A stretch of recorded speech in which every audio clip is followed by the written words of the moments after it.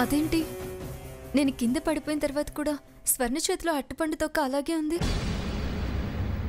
మరి తొక్కేసింది ఎవరు?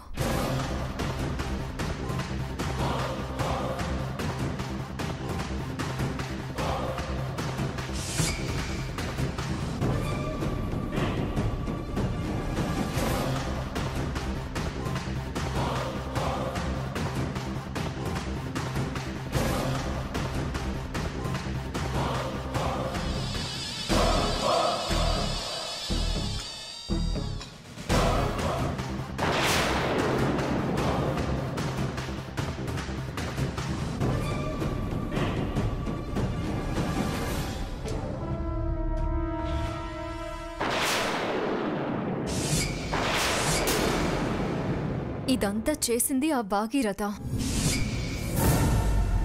మరి ఆ హారతి ప్లేట్ నెట్టింది?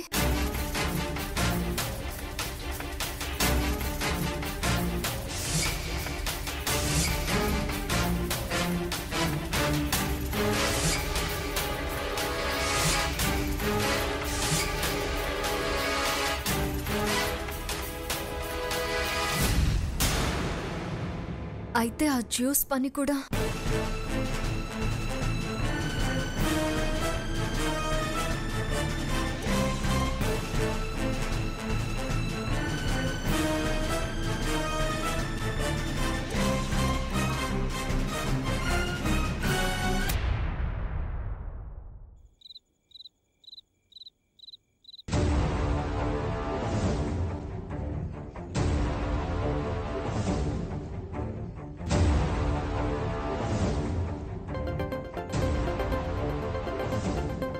ఈ టైంలో ఫోన్ అంటే ఖచ్చితంగా హారతి అయి ఉంటుంది.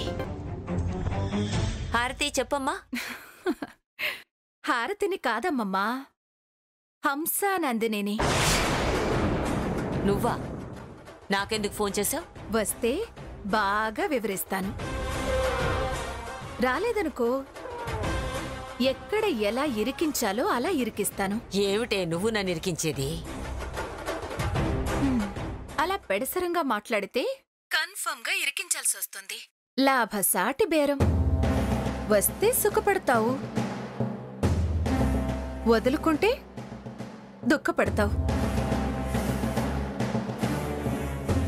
ఇదేంటి తెల్లారక ముందే ఫోన్ చేసి ఇరికిస్తాను అంటుంది? అదలా మాట్లాడిందంటే నాకు వ్యతిరేకంగా దానికి అనుకూలంగా ఉండే విషయం ఏదో ఉందన్నమాట. సరే వెళ్ళి చూద్దాం.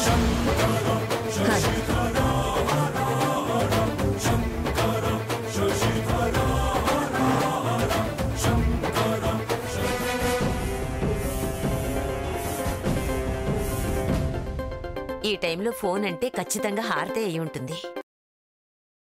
హారతి చెప్పమ్మా. హారతిని కాదమ్మమ్మా, హంసా నందినిని. నువ్వా? నాకెందుకు ఫోన్ చేసావు? వస్తే బాగా వివరిస్తాను. రాలేదనుకో, ఎక్కడ ఎలా ఇరికించాలో అలా ఇరికిస్తాను. ఏమిటే నువ్వు నన్ను ఇరికించేది? అలా పెడసరంగా మాట్లాడితే కన్ఫర్మ్ గా ఇరికించాల్సి వస్తుంది. లాభసాటి బేరం.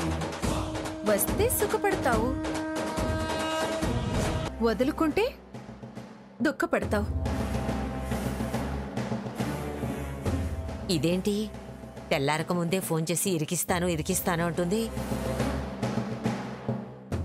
అదలా మాట్లాడిందంటే నాకు వ్యతిరేకంగా దానికి అనుకూలంగా ఉండే విషయం ఏదో ఉందన్నమాట. సరే వెళ్ళి చూద్దాం.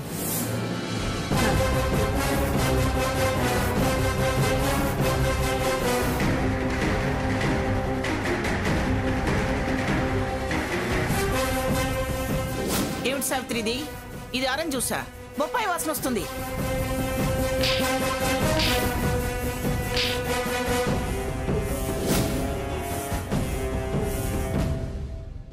దాన్ని ఎందుకు బలి తీసుకోవాలనుకుంటున్నావు?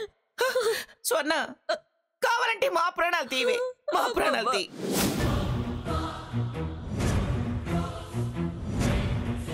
నిన్ను వేడుకుంటున్నానమ్మా, వేడుకుంటున్నాను, కనికరించు. నా సీతను వేధించకు.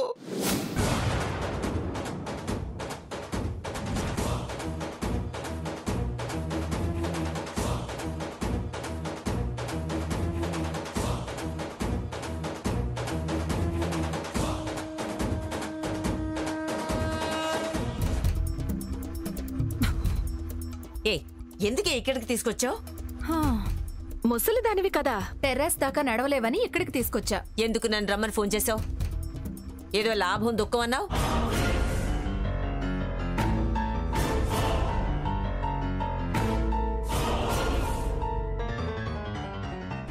ఏమిటా చూపు? విషయం ఏమిటో చెప్పు. ఆదివారం నాడు అరటి మొలిచింది,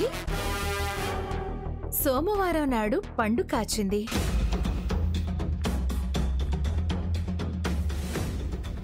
మంగళవారం నాడు తొక్క విడిచింది, బుధవారం నాడు బొప్పాయి పండింది.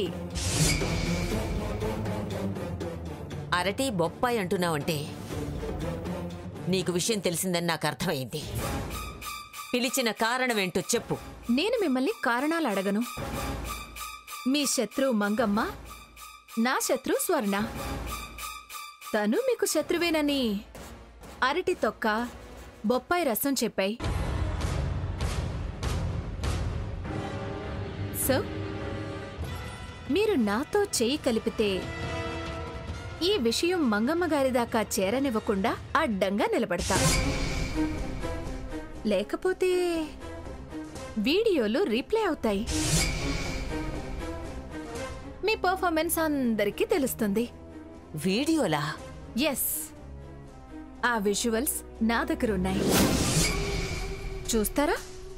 చూపించమంటారా? ఆలోచించుకోండి.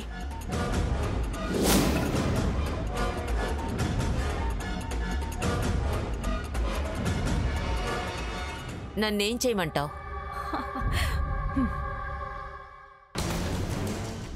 చెయ్యి కలిపి నేను చెయ్యమన్న సాయం చేస్తే చాలు. నాకేంటి లాభం? శిక్ష పడకపోవడమే. శిక్ష నాకా? ఎందుకు పడుతుంది?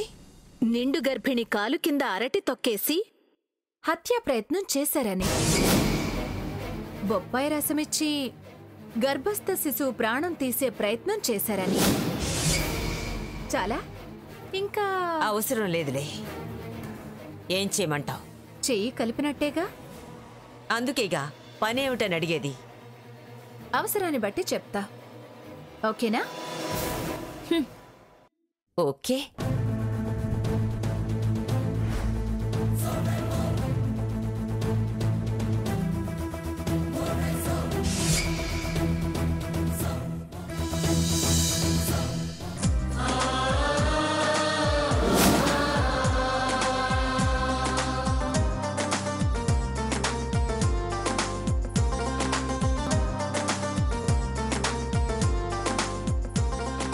రఘు, సీత వచ్చావా?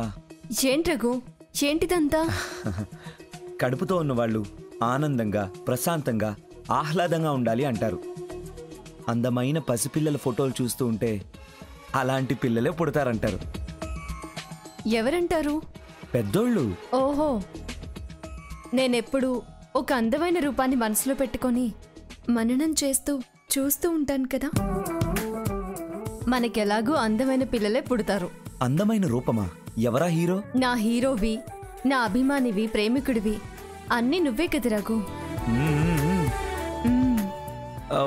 నేనేం అందగాన్ని కాదే. నా కళ్ళతో చూస్తే తెలుస్తుంది. మరి నన్ను అందంగా ఉంటావని అంటావు కదా. నువ్వు నాకు కనబడ్డం వేరు, నేను నీకు కనబడ్డం వేరు.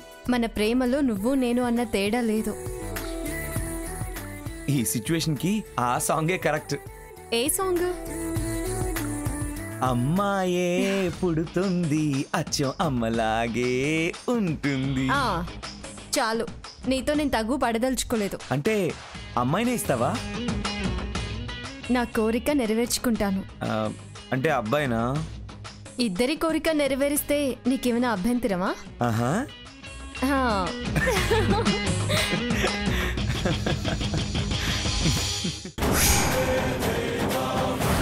స్వర్ణ, అమ్మమ్మ దగ్గరకు రా. పో, పోతలకి. ఈ మొక్కలన్నీ అతికించి నేనే నేనే స్వయంగా అక్క గదిలో పెడతా. ఏం ప్రూవ్ చేసుకుంటావే? హ? మొత్తం తలకెక్కి కొట్టుకుంటున్నావు నువ్వు. పిఠాపురం పిఠాపురం అనే మనిషికి ఇలాంటి అలవాట్లేంటి?